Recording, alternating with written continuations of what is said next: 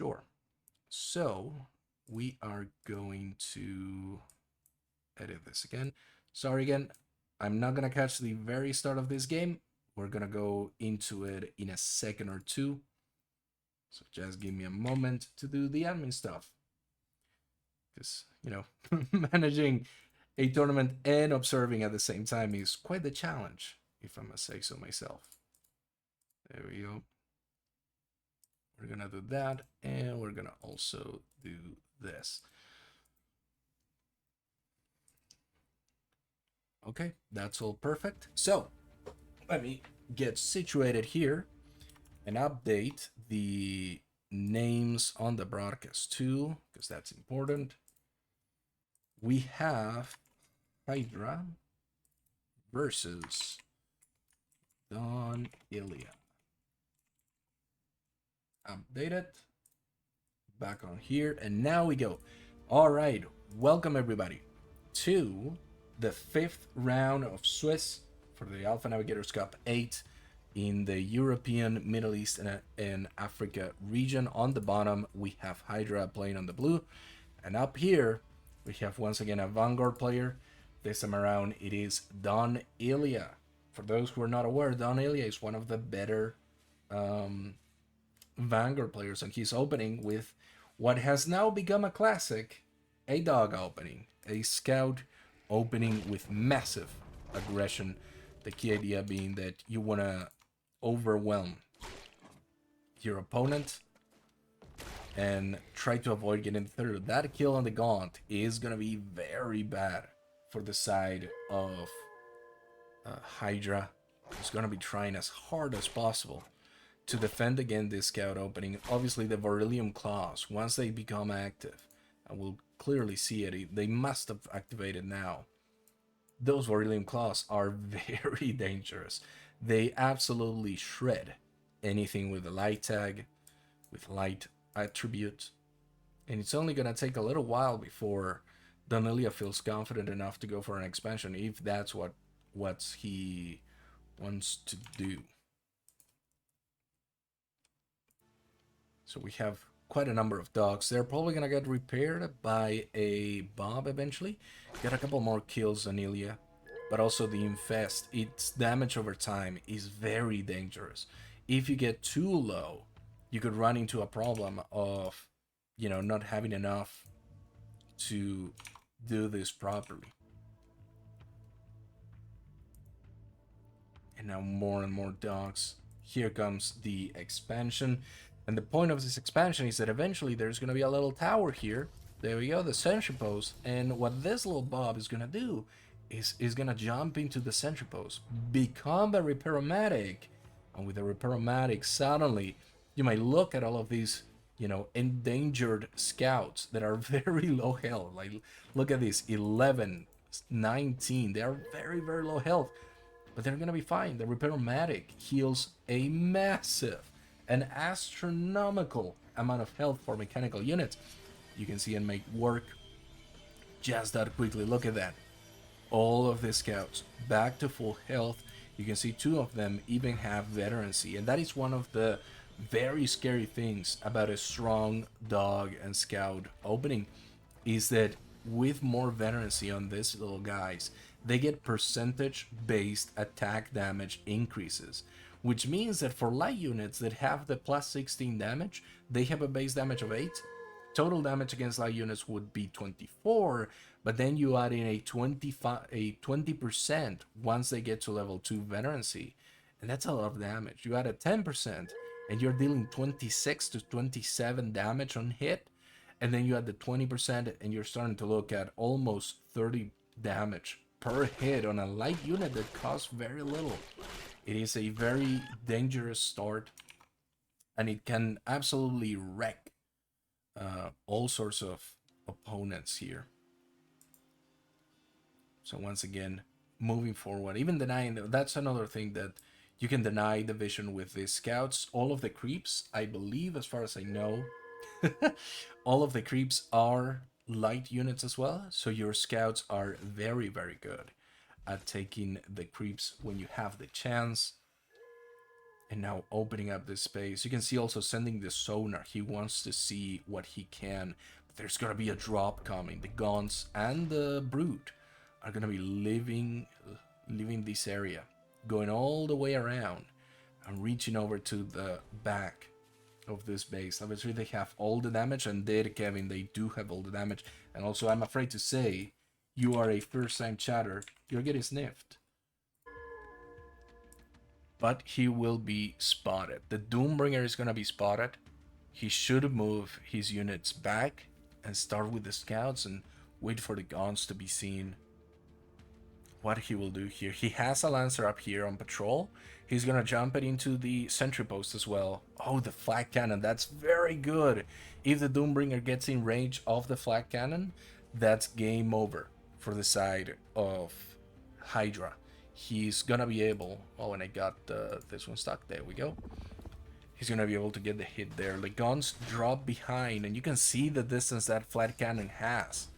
GG might be called. You're kind of right, Kevin, because this is a very dangerous spot to be. The flat cannon is gonna protect the back base. Any drop that you make is gonna get met with gaunts, with lancers and scouts.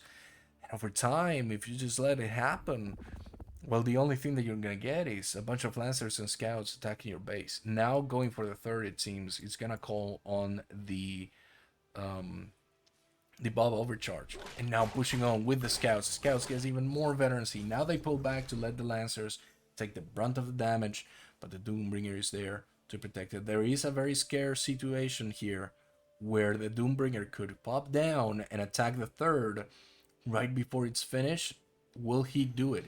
He will not. He wants to go for that back on the main base, but none of the drops have been successful so far. So what could it be that this one is going to be successful here?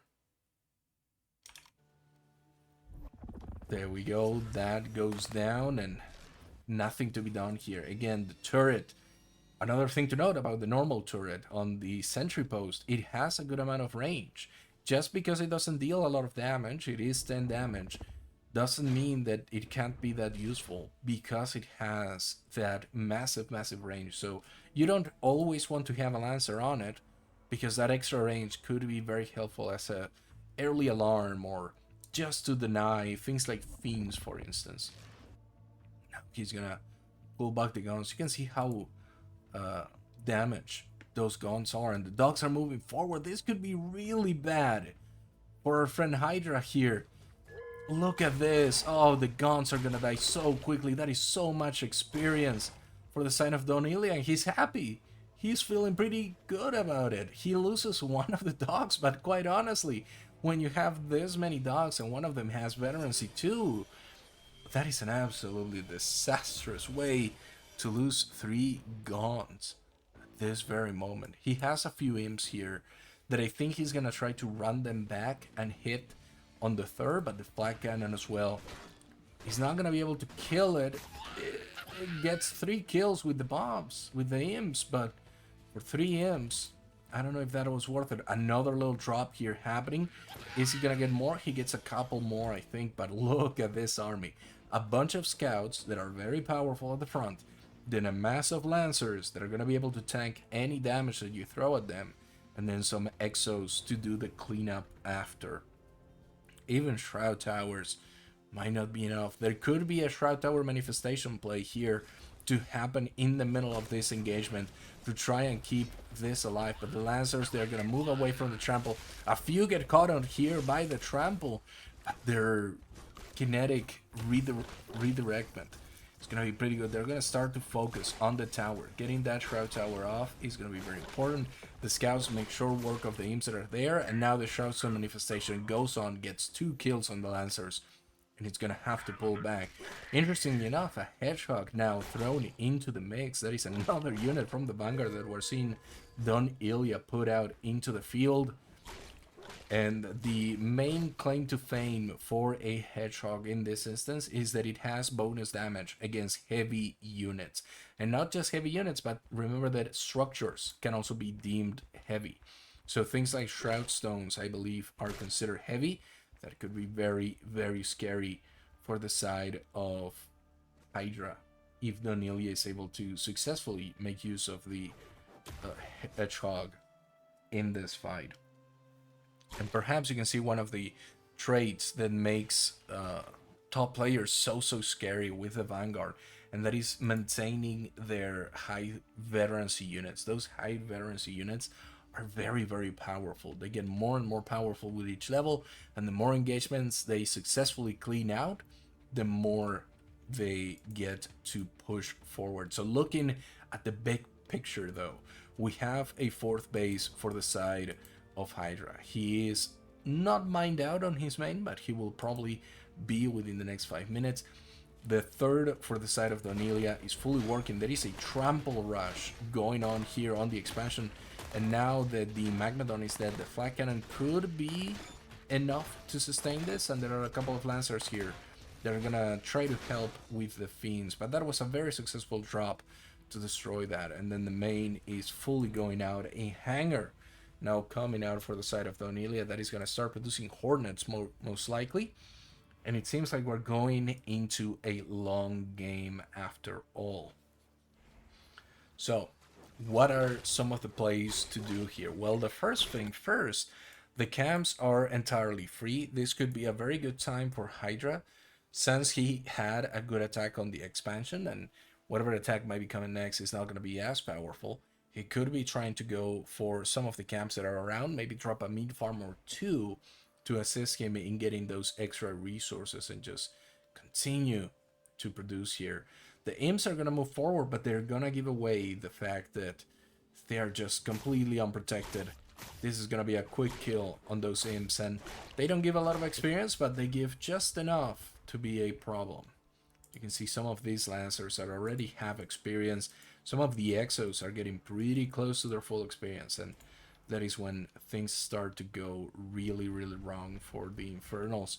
There are also not a lot of medtechs yet. We could see more medtechs get thrown into the mix, or some med stations somewhere around here. A trample to enter on the middle of the map. That is a massive base, particularly for the Infernals to get. They can make use of it quite nicely, and we can see here the imp going through with it, getting some shroud stones as well. That is gonna keep it protected, and we see a sentry post where more likely than not the medtech is gonna take refuge in and protect it. So evac now here for the side of Donilia. He might be looking for some Atlas drops. I don't know what's the content, but indeed 2 Atlases dropping here. They're gonna hit the Shroud Towers. They don't have their upgrade yet that allows it to deal damage over time. Thank you, Monk, for the follow. That is a huge follow. Thank you so much, man. So we can see the Atlas now going oh man, that Weaver almost getting the Atlas would have been absolutely terrible for the side of Donilia, but he escapes just enough by the teeth. Oh. And of course the Weavers, their main ability is to be able to pull units in front of them. And one of the things that they also do is that they deal 10% damage of the max health of the unit they attack. So if you get them against big units, even things like, you know, if you end up getting something like an Atlas or a Vulcan with a max level veterancy, they still do 10% of the max damage. So it doesn't matter if they are very veteran. Weavers are able to kill it in 10 hits no matter what. So 3 to 4 Weavers are dealing 40% of the damage against a big target, and you can see that unfortunately that middle base is going to be very contested. Very cool play from both follows, indeed. And sorry, Monk, it is your first time, Chad. I have to do it. Get sniffed, son. So that is every first time chatter gets it, so no special privilege here. So indeed, we have both players now sizing each other up, I would say. There we go. Theory getting on it as well. There you go. So both players are sizing each other up. No fourth base yet for this. Oh, actually, yes, fourth base. He has actually taken the upper left side base. There we go, Kevin. That's it. That's what I'm talking about. That's how you build a culture. So as you can see, we have both players going into their fourth. These Atlas drops can be very powerful. I've seen players, I think, quite honestly, I'm sniffing myself, new meta. There we go, Quinkle, there you go. That's a new meta when you sniff yourself for the first time, chatter. So one of the things that I've actually seen is from Nathias, the caster who's going to be on the EGC Open tomorrow. He has actually done really good work with Atlas drops and just being very, very careful as to how to do it. So here comes the squish from both sides. Trample goes on. They're going to go against the flag turrets, doing the micro with the Atlases to try and get the big hits here. The Weavers are going to probably try to pull those Atlases. The upgrade is doing a lot of work against those Infernals. And you can see the Weavers, the max health that they have is insane. They're not going to go down immediately, and the Atlas are just moving around, and Highdra says GG. He doesn't want to deal with this. He just wants to GG out. Doniel is going to take the win for the 5th